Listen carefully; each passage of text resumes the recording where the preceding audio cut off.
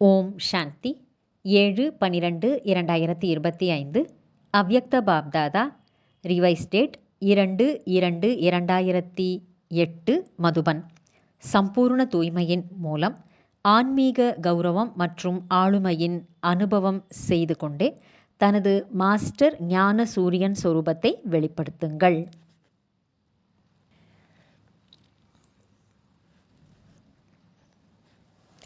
இன்று பாப்தாதா நாலாபுரத்திலும் உள்ள தம்முடைய ராயல் தன்மை நிறைந்த ராஜ கௌரவத்தின் மற்றும் ஆளுமை நிறைந்த பரிவாரத்தை பார்த்து கொண்டிருக்கின்றார். இந்த ராயல் தன்மை அல்லது ஆன்மீக பர்சனாலிட்டியின் அஸ்திவாரம் சம்பூர்ண தூய்மை ஆகும். தூய்மையின் அடையாளம் அனைவருடைய நெற்றியிலும் அனைவருடைய தலை மீதும் ஒளி கிரீடமாக ஜொலித்து கொண்டிருக்கிறது. அத்தகைய ஜொலிக்கின்ற கிரீடதாரியான ஆன்மீக ராயல்டி மற்றும் ஆன்மீக பர்சனாலிட்டி உள்ளவர்கள் பிராமண பரிவாரத்தினராகிய நீங்கள் மட்டும்தான். ஏனென்றால் தூய்மையை உங்களுடையதாக ஆக்கிக் கொண்டிருக்கிறீர்கள். பிராமண ஆத்மாக்களாகிய உங்களுடைய தூய்மையின் பாதிப்பு ஆதி காலத்திலிருந்தே பிரசித்தமாக இருக்கிறது. நினைவு வருகிறதா உங்களுடைய அனாதி மற்றும் ஆதி காலம்? நினைத்து பாருங்கள். அனாதி காலத்திலும் கூட தூய்மையான ஆத்மாக்களாகிய நீங்கள் ஆத்ம ரூபத்திலும் கூட விசேஷமாக ஜொலிக்கின்ற நட்சத்திரங்கள் ஆவீர்கள். ஜொலித்து கொண்டே இருக்கும் மற்ற ஆத்மாக்களும் இருக்கிறார்கள். ஆனால் நட்சத்திரங்களாகிய உங்களுடைய ஜொலிப்பு அனைவரோடும் கூட இருந்த போதிலும் விசேஷமான ஜொலிப்பாக உள்ளது. எப்படி வானத்தில் அநேக நட்சத்திரங்கள் உள்ளன, ஆனால் ஒரு சில நட்சத்திரங்கள் விசேஷமாக ஜொலிப்பவையாக உள்ளன. அனைவரும் தங்களை பார்த்து கொண்டிருக்கிறீர்களா? பிறகு ஆதி காலத்தில் உங்கள் தூய்மையின் ராயல்டி மற்றும் பர்சனாலிட்டி எவ்வளவு உயர்ந்ததாக இருந்திருக்கிறது. அனைவரும் ஆதி காலத்துக்கு வந்து சேர்ந்து விட்டீர்களா? வந்து சேர்ந்து விடுங்கள். சோதித்து பாருங்கள். எனது ஜொலிக்கின்ற ரேகை எத்தனை சதவிகிதத்தில் உள்ளது?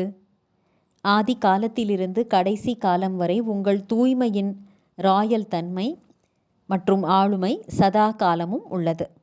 அனாதி காலத்தில் ஜொலிக்கின்ற நட்சத்திரம், ஜொலிக்கின்ற பாபாவுடன் கூடவே வாசம் செய்பவர்கள்.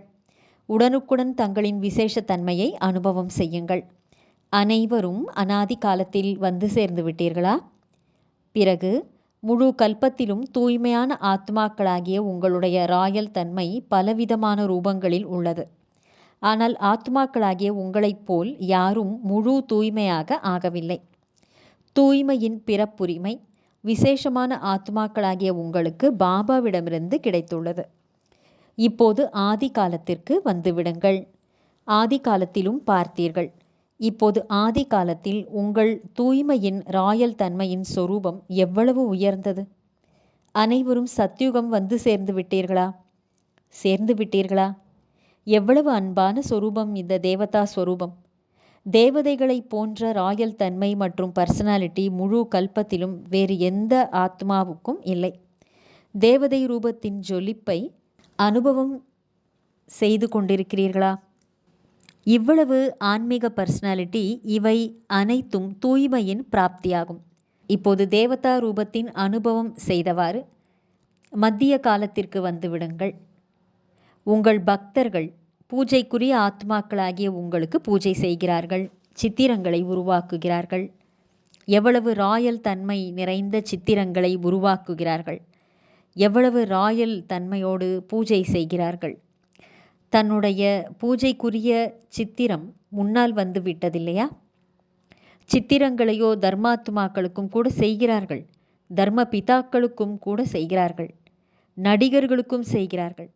ஆனால் உங்கள் சித்திரங்களின் ஆன்மீக தன்மை மற்றும் விதிபூர்வமான பூஜையில் வித்தியாசம் உள்ளது. ஆக உங்களது பூஜைக்குரிய சொரூபம் முன்னால் வந்து விட்டதா? நல்லது. பிறகு கடைசி காலமாகிய சங்கமயுகத்துக்கு வாருங்கள். இந்த ஆன்மீக ட்ரில் செய்து கொண்டிருக்கிறீர்கள் இல்லையா? சுற்றி வாருங்கள் மற்றும் தனது தூய்மையினுடைய தனது விசேஷமான பிராப்தியினுடைய அனுபவம் செய்யுங்கள். கடைசி காலமாகிய சங்கம யுகத்தில் பிராமண ஆத்மாக்களாகிய உங்களுடைய பரமாத்ம பாலனையின், பரமாத்ம அன்பின் பரமாத்மா படிப்பின் பாக்கியம் கோடியில் சில ஆத்மாக்களாகிய உங்களுக்குத்தான் கிடைக்கிறது. பரமாத்மாவின் நேரடி படைப்பு, முதல் படைப்பு பவித்திரமான ஆத்மாக்களாகிய உங்களுக்குத்தான் கிடைக்கிறது. இதன் மூலம் பிராமண ஆத்மாக்களாகிய நீங்கள்தாம் உலக ஆத்மாக்களுக்கும் முக்தியின் ஆஸ்தியை பாபாவிடமிருந்து கிடைக்கச் செய்கிறீர்கள். ஆக இந்த முழு சக்கரத்தில் அனாதி காலம், ஆதி காலம், மத்திய காலம் மற்றும் கடைசி காலம், முழு சக்கரத்திலும் இவ்வளவு சிரேஷ்டமான பிராப்திக்கான ஆதாரம் தூய்மை ஆகும். சக்கரம் முழுவதையும் சுற்றினீர்கள். இப்போது தன்னை சோதித்து பாருங்கள். தன்னைத்தான் பாருங்கள். பார்ப்பதற்கான கண்ணாடி உள்ளதல்லவா? தன்னை பார்ப்பதற்கான கண்ணாடி உள்ளதா? யாருக்கு உள்ளதோ கை உயர்த்துங்கள். கண்ணாடி உள்ளதா? கண்ணாடி தெளிவாக உள்ளதா? ஆக கண்ணாடியில் பாருங்கள், எனது தூய்மையின் சதவிகிதம் எவ்வளவு இருக்கிறது? தூய்மை என்பது வெறுமனே பிரம்மச்சரியம் மட்டுமில்லை.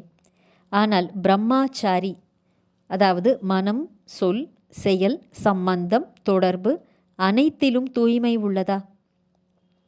எத்தனை சதவிகிதம் உள்ளது? சதவிகிதத்தை கணக்கிட வருகிறதல்லவா? டீச்சர்களுக்கு வருகிறதா? பாண்டவர்களுக்கு வருகிறதா? நல்லது. நீங்கள் சாமர்த்தியசாலிகள். தாய்மார்களுக்கு வருகிறதா? நல்லது. தூய்மையின் அடையாளம் என்னவென்றால் உள்ளுணர்வு, பார்வை மற்றும் செயல் மூன்றிலும் சோதித்து பாருங்கள். சம்பூர்ண தூய்மையின் உள்ளுணர்வு என்னவாக இருக்குமோ அது புத்தியில் வந்துவிட்டதல்லவா? யோசித்து பாருங்கள். சம்பூர்ண தூய்மையின் உள்ளுணர்வு என்றால் ஒவ்வொரு ஆத்மாவுக்காகவும் சுபமான பாவனை மற்றும் சுபமான விருப்பம் வைப்பது. நீங்கள் அனுபவசாலிகள் இல்லையா? மற்றும் பார்வை என்னவாக இருக்கும்? ஒவ்வொரு ஆத்மாவையும் ஆத்ம ரூபத்திலே பார்ப்பது, ஆத்ம நினைவுடன் பேசுவது, நடப்பது. சுருக்கமாக சொல்லிக் கொண்டிருக்கிறோம். நீங்கள் விவரமாகவே சொற்பொழிவு செய்ய முடியும். மேலும் கர்மத்திலும் சுகம் பெற வேண்டும், சுகம் தர வேண்டும். இதை சோதித்து பாருங்கள். எனது உள்ளுணர்வு, பார்வை மற்றும் செயல் இதன்படி இருக்கிறதா? சுகத்தை பெற வேண்டும், துக்கத்தை பெறக்கூடாது. ஆக சோதித்து பாருங்கள். ஒருபோதும் துக்கத்தையோ பெறவில்லை தானே? எப்போதாவது கொஞ்சம் கொஞ்சம் பெறுகிறீர்களா? துக்கம் கொடுப்பவர்களோ இருக்கத்தானே செய்கிறார்கள்.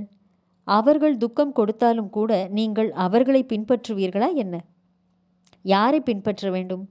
துக்கம் கொடுப்பவரையா அல்லது பாபாவையா? பாபா பிரம்மா பாபா. நிராகார பாபாவின் விஷயமோ இருக்கவே இருக்கிறது. ஆனால் பிரம்மா பாபா எந்த ஒரு குழந்தையிடமிருந்தாவது துக்கத்தை பெற்றுக்கொண்டாரா? சுகத்தை கொடுத்தார், சுகத்தையே பெற்றுக்கொண்டார். அதனால் தந்தையை பின்பற்ற வேண்டுமா அல்லது எப்போதாவது பெற்றுக்கொள்ள வேண்டியதாக உள்ளதா? துக்கத்தை எப்போதாவது பெற்றுக்கொள்ள வேண்டி வருகிறதா? பெயரே துக்கம். எப்போது துக்கம் கொடுக்கிறார்களோ, இன்சல்ட் செய்கிறார்கள், அவமதிக்கிறார்களோ அப்போது அறிவீர்கள் இது கெட்ட விஷயம் என்று. யாராவது உங்களை அவமதிக்கிறார்கள் என்றால் அதை நல்லது என்று நினைக்கிறீர்கள், கெட்டது என்று புரிந்து கொள்ளுகிறீர்கள் அல்லவா? ஆக அவர் உங்களுக்கு துக்கம் கொடுக்கிறார் அல்லது அவமதிக்கின்றார் என்றால், கெட்ட பொருளை யாரேனும் உங்களுக்கு கொடுக்கிறார் என்றால் அதை நீங்கள் பெற்றுக்கொள்ளுவீர்களா? கொஞ்ச நேரத்துக்கு, அதிக நேரத்துக்கு இல்லை, கொஞ்ச நேரத்துக்கு என்றாலும் பெற்றுக்கொள்வீர்களா? கெட்ட பொருளை வாங்க வேண்டியதாக உள்ளதா? அதே போல துக்கம் மற்றும் இன்சல்ட்டை, அதாவது அவமதிப்பை ஏன் பெற்றுக்கொள்ளுகிறீர்கள்? அதாவது மனதில் ஃபீலிங் ரூபத்திலே ஏன் வைத்து கொள்ளுகிறீர்கள்? தன்னைத்தானே கேட்டுக்கொள்ளுங்கள். நான் துக்கத்தை பெற்றுக்கொள்ளுகிறேனா அல்லது துக்கத்தை மாறிய ரூபத்தில் பார்க்கிறீர்களா? என்ன நினைக்கிறீர்கள்? துக்கத்தை பெறுவது சரியா? மதுபன் நிவாசிகள் சொல்லுங்கள், சரியா? கொஞ்சம் கொஞ்சம் பெற்றுக்கொள்ளலாமா? துக்கத்தை பெற்றுக்கொள்ளலாம் இல்லையா? பெறக்கூடாது, ஆனால் பெற்றுக்கொள்ளுகிறீர்கள். தவறுதலாக பெற்றுக்கொள்ளுகிறீர்கள். துக்கத்தின் ஃபீலிங் வந்தால் வருத்தப்படுபவர் யார்? மனதில் குப்பையை வைத்திருந்தால் யார் வருத்தப்படுவார்கள்? எங்கே குப்பை உள்ளதோ அங்கே வருத்தப்படுவார்கள் இல்லையா? எனவே அந்த சமயம் உங்கள் ராயல்ட்டி மற்றும் பர்சனாலிட்டியை முன்னால் கொண்டு வாருங்கள். மற்றும் தன்னை எந்த ரூபத்தில் பார்க்க வேண்டும்? உங்கள் டைட்டில் என்ன என்று உங்களுக்கு தெரியுமா? உங்களுடைய டைட்டில் பொறுமையின் தேவி, பொறுமையின் தேவன். ஆக நீங்கள் யார்? பொறுமையின் தேவிகள், பொறுமையின் தேவர்கள் இல்லவா? சில நேரம் அவ்வாறு ஆகிவிடுகிறீர்கள். உங்கள் பொசிஷனை நினைவில் வைத்துக் கொள்ளுங்கள். சுயமரியாதையை நினைவு செய்யுங்கள். நான் யார் என்பதை நினைவில் கொண்டு வாருங்கள். முழு கல்பத்தின் விசேஷமான சொரூபத்தின் ஸ்மிருதியை கொண்டு வாருங்கள். நினைவு வருகிறதல்லவா?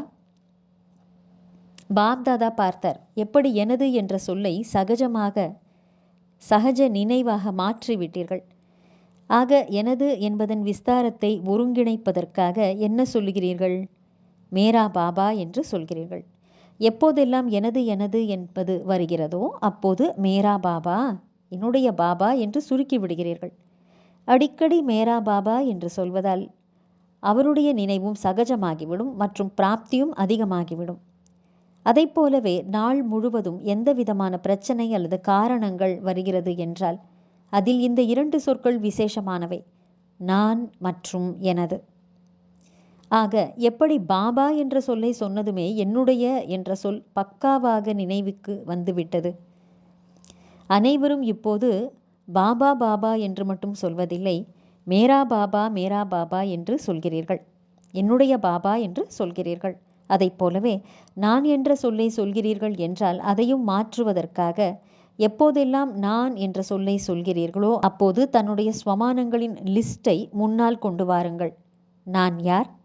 ஏனென்றால் நான் என்ற சொல் வீழ்த்துவதற்கும் காரணமாகிறது மற்றும் நான் என்ற சொல் ஸ்வமானத்தின் நினைவின் மூலம் மேலே உயர்த்தவும் செய்கிறது.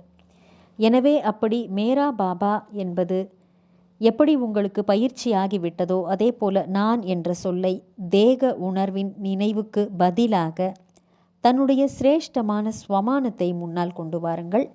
நான் சிரேஷ்டமான ஆத்மா, நான் பாபாவின் மன சிம்மாசனத்தில் அமரக்கூடிய ஆத்மா, விஸ்வ கல்யாணக்காரி ஆத்மா. இது போல ஏதேனும் ஒரு ஸ்வமானத்தை நான் என்ற சொல்லோடு இணைத்து விடுங்கள். எப்படி மேரா அதாவது என்னுடைய என்ற சொல் பெரும்பாலும் பாபா என்ற சொல்லை நினைவுபடுத்துகிறதோ அதே போல நான் என்ற சொல் ஸ்வமானத்தை நினைவுபடுத்த வேண்டும். ஏனென்றால் இப்போதைய நேரம் இயற்கை தனது சவாலை விட்டு கொண்டிருக்கிறது. சமயத்தின் சமீபத்தை சாதாரணமான விஷயம் என்று நினைக்காதீர்கள். திடீரென்று மற்றும் எவர் ரெடி என்ற சொற்களை தனது கர்மயோகி வாழ்க்கையில் ஒவ்வொரு நேரமும் நினைவில் வைத்துக் கொள்ளுங்கள். தனது அமைதியின் சக்தியை தனக்காகவும் பலவிதமான ரூபங்களில் பிரயோகம் செய்யுங்கள். எப்படி விஞ்ஞானம் தனது புது பிரயோகங்களை செய்து கொண்டே இருக்கிறது. எவ்வளவு தனக்காக பிரயோகம் செய்வதற்கு பயிற்சி செய்து கொண்டே இருக்கிறீர்களோ அவ்வளவு மற்றவர்களுக்காகவும் அமைதியின் சக்தி பிரயோகமாகிக் கொண்டே இருக்கட்டும். இப்போது விசேஷமாக தன்னுடைய சக்திகளின் சகாஷை நாலாபுறமும் பரவச் செய்யுங்கள். உங்கள் இயற்கை சூரியனின் சக்தி, சூரியனின் கிரணங்கள் தங்கள் காரியங்களை எத்தனை ரூபங்களில் செய்து கொண்டிருக்கிறது. அதனால் மழை பெய்யவும் செய்கிறது, தண்ணீர் காய்ந்து வற்றி போகவும் செய்கிறது, பகலில் இருந்து இரவு, இரவிலிருந்து பகலாக ஆக்கிக்காட்டவும் செய்கிறது.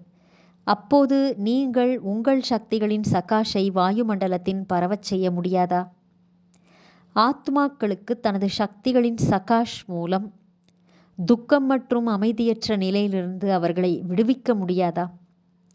இப்போது உங்களுடைய ஞான சூரியன் என்ற சொரூபத்தை வெளிப்படுத்துங்கள். கிரணங்களை பரவச் செய்யுங்கள், சகாஷ் பரப்புங்கள். எப்படி ஸ்தாபனையின் ஆரம்ப காலத்தில் பாப்தாதாவின் தரப்பிலிருந்து அநேக ஆத்மாக்களுக்கு சுகம் மற்றும் சாந்தியின் சகாஷு கிடைப்பதன் அனுபவம் வீட்டில் அமர்ந்தவாறே கிடைத்தது. போக வேண்டும் என்ற சங்கல்பம் வந்தது. அதே போல இப்போது மாஸ்டர் ஞான சூரியன் குழந்தைகளாகிய உங்கள் மூலமாக சுகம் மற்றும் சாந்தியின் அலையை பரப்புவதற்கான அனுபவம் இருக்க வேண்டும். ஆனால் அதற்கான சாதனம் மனதின் ஒருமுகத்தன்மை ஆகும், நினைவின் ஒருமுகத்தன்மை ஆகும். அப்போதுதான் அது நடக்கும். ஒருமுகத்தன்மையின் சக்தியை தனக்குள் அதிகப்படுத்துங்கள். எப்போது விரும்புகிறீர்களோ, எதுவரை விரும்புகிறீர்களோ அதுவரை மனதை ஒருமுகப்படுத்த முடிய வேண்டும். இப்போது மாஸ்டர் ஞானசூரியனின் சொரூபத்தை வெளிப்படுத்துங்கள் மற்றும் சக்திகளின் கிரணங்கள் மற்றும் சகாஷை பரவச் செய்யுங்கள். பாப்தாதா கேட்டார் மற்றும் குஷி அடைகிறார். குழந்தைகள் சேவையின் ஊக்கம் உற்சாகத்தில் ஒவ்வொரு இடத்திலும் சேவையை நன்கு செய்து கொண்டிருக்கிறார்கள். பாப்தாதாவிடம் சேவை பற்றிய செய்திகள் அனைத்து தரப்பிலிருந்தும் நல்லதாக வந்து சேர்ந்துள்ளன. கண்காட்சி நடத்தலாம், செய்தித்தாள்கள் மூலமாக செய்யலாம், டிவி மூலம் செய்தி கொடுப்பதற்கான காரியத்தை அதிகப்படுத்தி கொண்டே செய்கிறீர்கள். செய்தியும் சென்று சேர்கிறது. கிராமங்களிலும் எங்கெல்லாம் மிச்சம் உள்ளதோ அங்கு ஒவ்வொரு ஜோனும் அவரவர் ஏரியாவை அதிகப்படுத்தி கொண்டிருக்கிறார்கள். செய்தித்தாள்கள் மூலம், டிவி மூலம், பல்வேறு சாதனங்கள் மூலம் ஊக்கம் உற்சாகத்துடன் செய்து கொண்டிருக்கிறீர்கள். அதற்கான அனைத்தையும் செய்கின்ற குழந்தைகளுக்கு பாப்தாதா மிகவும் அன்பு நிறைந்த ஆசீர்வாதங்கள் மற்றும் வாழ்த்துக்களை தெரிவித்துக் கொண்டிருக்கின்றார். நாலாபுறமும் பிரம்மா குமாரிகள் என்பது என்ன? மிக நல்ல சக்திசாலியான காரியத்தை செய்து கொண்டிருக்கிறார்கள் என்ற இந்த ஓசை நன்றாக பரவி கொண்டுள்ளது, அதிகரித்து கொண்டே வருகிறது. ஆனால் என்னவென்று சொல்லவா? ஆனால் பிரம்மா குமாரிகளின் பாபா எவ்வளவு நல்லவர் என்ற அந்த சப்தம் இப்போது அதிகரிக்க வேண்டும். பிரம்மா குமாரிகள் நல்ல காரியம் செய்து கொண்டிருக்கிறார்கள், ஆனால் செய்ய வைப்பவர் யார் என்ற இந்த பிரத்யட்ச, அதாவது தந்தையை வெளிப்படுத்தக்கூடிய நிலை இப்போது வர வேண்டும். தந்தை வந்திருக்கின்றார் என்ற செய்தி மனம் வரை சென்று சேர வேண்டும். இதற்கான திட்டத்தை உருவாக்குங்கள். பாப்தாதாவிடம் குழந்தைகள் கேள்வி கேட்டார்கள். வாரிசு அல்லது மைக்கு என்று யாரை சொல்லலாம்? மைக்குகள் வெளிப்பட்டும் இருக்கிறார்கள். ஆனால் பாப்தாதா இப்போதைய நேரத்தின் பிரகாரம் மைக்கு என்பவர் எப்படி இருக்க வேண்டும் என்று விரும்புகிறார் என்றால், அவசியம் அவருடைய வார்த்தைகளில் மகான் தன்மை இருக்க வேண்டும். சாதாரணமாக பாபா என்ற சொல்லை சொன்னாலும் கூட நன்றாக செய்கிறார்கள், இதுவரை கூட கொண்டு வந்திருக்கிறீர்கள் எனும்போது பாப்தாதா வாழ்த்து சொல்கிறார். ஆனால் இப்போது அந்த மாதிரியான ஒரு மைக் ஆத்மா வர வேண்டும். அவருடைய சப்தத்துக்கு மக்கள் மத்தியில் செல்வாக்கு இருக்க வேண்டும். அந்த மாதிரி புகழ் பெற்றவராக இருக்க வேண்டும். புகழ் என்பதன் அர்த்தம் இதுவல்ல, அவர் சிரேஷ்டமான பதவியில் இருப்பவராக இருக்க வேண்டும் என்பது இல்லை. ஆனால் அவரது வார்த்தையை கேட்பவர் புரிந்து கொள்ள வேண்டும்.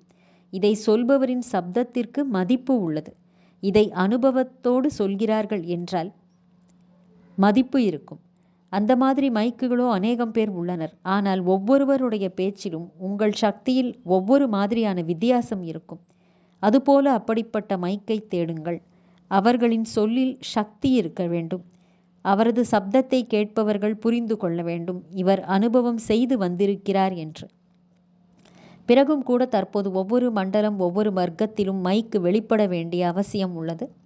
சேவையின் வெளிப்படையான ரிசல்ட் வெளிப்படவில்லை என்று பாப்தாதா சொல்லவில்லை, வெளிப்பட்டுள்ளது. இருந்தாலும் இப்போது நேரம் குறைவாக உள்ளது மற்றும் சேவையின் மகத்துவம் உள்ள ஆத்மாக்களை இப்போது நிமித்தமாக்க வேண்டும். அவர்களின் சப்தத்திற்கு மதிப்பு இருக்க வேண்டும். பதவி அல்லது அந்தஸ்து இல்லாமல் இருக்கலாம், ஆனால் அவருக்கு நடைமுறை வாழ்க்கை மற்றும் நடைமுறை அனுபவத்தின் அத்தாரிட்டி இருக்க வேண்டும். அவரது பேச்சில் அனுபவத்தின் அத்தாரிட்டி இருக்க வேண்டும். எப்படிப்பட்ட மைக்கு வேண்டும் என்று புரிந்ததா? யாருடைய ஒவ்வொரு சுவாசத்திலும் ஒவ்வொரு அடியிலும் தந்தை மற்றும் கடமை மற்றும் அத்துடன் கூடவே மனம், சொல், செயல், உடல், மனம், பொருள் அனைத்திலும் பாபா மற்றும் யக்யம் நிறைந்திருக்க வேண்டும். சகாஷு கொடுப்பதற்கான சக்தி இருக்க வேண்டும். அவரே வாரிசு ஆவார். நல்லது. இப்போது ஒரு வினாடி ஆகிவிட்டது. ஒரு வினாடியில் முழு சபையும் யார் எங்கே இருக்கிறீர்களோ அங்கே மனதை ஒரே சங்கல்பத்தில் நிலைக்க வையுங்கள். பாபா மற்றும் நான் பரந்தாமத்தில் அனாதி ஜோதிர் பிந்து சொரூபமாக இருக்கின்றேன். பரந்தாமத்தில் பாபாவோடு கூட அமர்ந்து விடுங்கள்.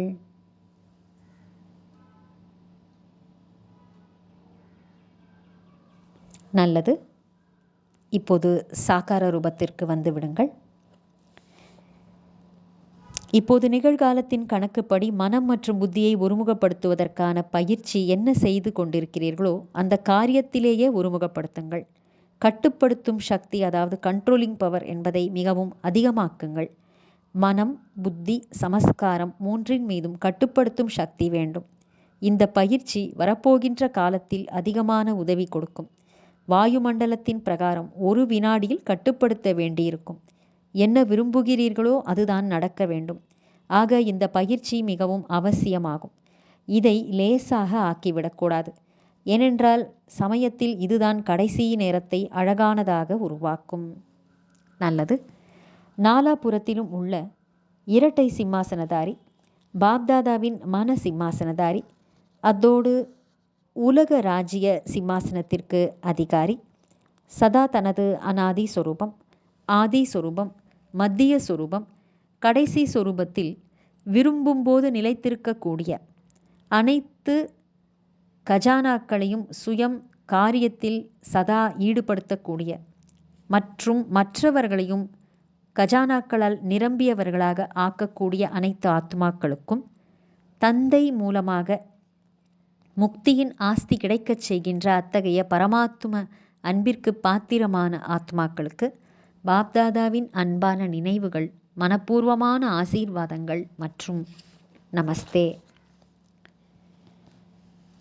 வரதானம்: துணைவர் மற்றும் சாட்சி நிலையின் அனுபவத்தின் மூலம் சதா வெற்றி மூர்த்தி ஆகுக. விளக்கம்: எந்த குழந்தைகள் சதா பாபாவோடு கூடவே இருக்கிறார்களோ அவர்கள் தாமாகவே சாட்சியாகி விடுகிறார்கள். ஏனென்றால் பாபா சுயம் சாட்சியாகி பார்ட்டை நடிக்கின்றார். எனவே அவருடன் கூட இருப்பவர்களும் கூட சாட்சியாகி பார்ட்டை நடிப்பார்கள். மற்றும் யாருடைய துணைவர் சுயம் சர்வசக்திமான் தந்தையாக இருக்கிறாரோ அவர்கள் வெற்றி மூர்த்தியாகவும் தானாகவே ஆகிவிடுவார்கள். பக்தி மார்க்கத்திலோ அழைக்கிறார்கள், சிறிது நேரத்திற்கான துணையின் அனுபவத்தை செய்ய வையுங்கள், ஜொலிப்பை காட்டுங்கள் என்று. ஆனால் நீங்கள் சர்வ சம்பந்தங்களால் துணையாகி விட்டீர்கள். எனவே இதே குஷி மற்றும் போதையில் இருங்கள். எதையெல்லாம் அடைய வேண்டுமோ அவை அனைத்தையும் அடைந்து விட்டேன். ஸ்லோகன்: வீணான சங்கல்பங்களின் அடையாளம் என்னவென்றால் சோர்வடைந்த மனம் மற்றும் குஷி மறைந்து போய்விடுதல். அவ்யக்த சமிக்கை: இப்பொழுது சம்பன்னம் மற்றும் கர்மாத்தீத் ஆவதற்காக ஆர்வத்தோடு செயல்படுங்கள். நீண்ட காலம் ஆடாத அசையாத நிர்விக்னமான, நிர்பந்தனமான, நிர்விகல்பம், நிர்விகர்மம், அதாவது நிராகாரி, நிர்வீகாரி மற்றும் அகங்காரி ஸ்திதியிலே இருங்கள். அப்போது கர்மாத்தீத்து ஆக முடியும். சேவையின் விஸ்தாரத்தை நீங்கள் எவ்வளவுதான் அதிகப்படுத்தினாலும் விஸ்தாரத்தில் சென்ற போதும் சாரத்தின் ஸ்திதியினுடைய அனுபவம் குறையக்கூடாது. விஸ்தாரத்தில் சாரம் என்பது மறந்து போகக்கூடாது. உண்ணுங்கள், அருந்துங்கள், சேவை செய்யுங்கள், ஆனால் விடுபட்ட நிலையை மறந்து விடாதீர்கள். நல்லது. ஓம் சாந்தி.